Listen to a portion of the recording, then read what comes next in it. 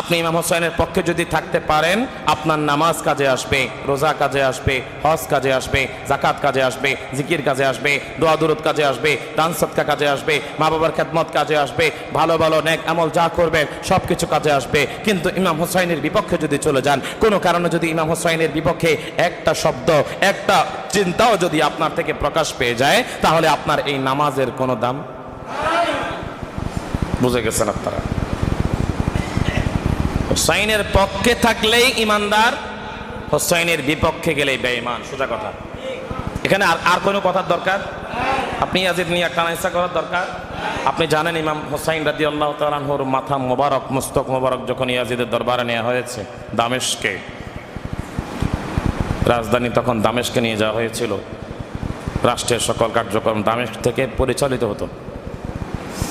Yazid একটা ছড়ি দিয়ে, একটা ছোট্ট লাঠি দিয়ে ইমাম হোসাইন রাদিয়াল্লাহু তাআলা আনহুর দাঁতের মধ্যে এভাবে আঘাত করেছে। আর সে বলেছে, হে হোসাইন, তোমার এত অহংকার সৌর্যবীর্য এখন কোথায়? নাম্বার 2, যারা বলে ইয়াজিদের কোনো দোষ নাই, আমি বলবো উবাইদুল্লাহ ইবনে জিয়াদকে কুফার মধ্যে স্থলাভিষিক্ত করেছিল ইয়াজিদ। সেই উবাইদুল্লাহ ইবনে জিয়াদের কারণেই ইমাম হোসেন রাদিয়াল্লাহু তাআলা আনহু কারবালার ময়দানে এত বড় জুলুমের শিকার হয়ে কতল হলেন, শহীদ হলেন। কিন্তু দেখা যায় কারবালার পরবর্তীতে ইয়াজিদ, উবাইদুল্লাহ ইবনে জিয়াদ, আমর বিন সাদ সহ যারা এই জালিম সম্প্রদায় যারা ছিল, এদের একজনেরও বিচার করে। আপনি ইয়াজিদকে নির্দোষ কিভাবে বলেন?